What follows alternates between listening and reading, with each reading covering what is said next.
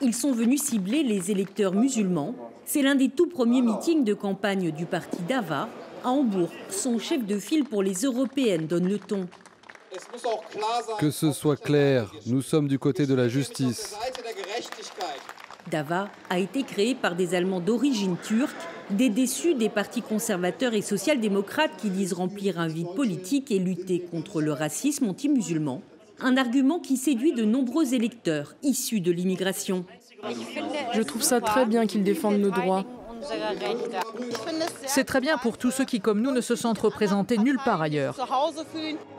Nous suscitons une euphorie depuis notre création qui est similaire à celle qu'a connue le Parti écologiste lorsqu'il s'est présenté pour la première fois aux élections. Et maintenant, ils font partie du gouvernement. Près d'1,5 million d'Allemands d'origine turque sont actuellement inscrits sur les listes électorales. Un réservoir de voix pour cette nouvelle formation qui prône des valeurs traditionnelles mais dément tout lien direct avec le régime turc. C'est un délire de nos opposants. Nous sommes un parti politique allemand autochtone, mais sans être hostile au président Erdogan, à la Turquie ou à la religion musulmane.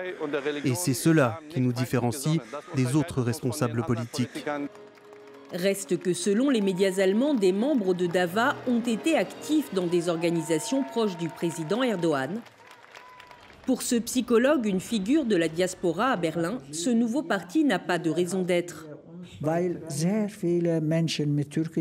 Parce que de très nombreux Allemands d'origine turque s'engagent déjà au sein des partis politiques démocratiques allemands, ils se font élire et effectuent des mandats. Et c'est la raison pour laquelle DAVA ne peut pas fonctionner sur le long terme avec ces arguments. DAVA espère néanmoins remporter 1 voire 2 sièges au Parlement européen. Mais ce scrutin n'est qu'un ballon d'essai pour la nouvelle formation qui souhaite également se présenter aux élections fédérales en Allemagne en 2025.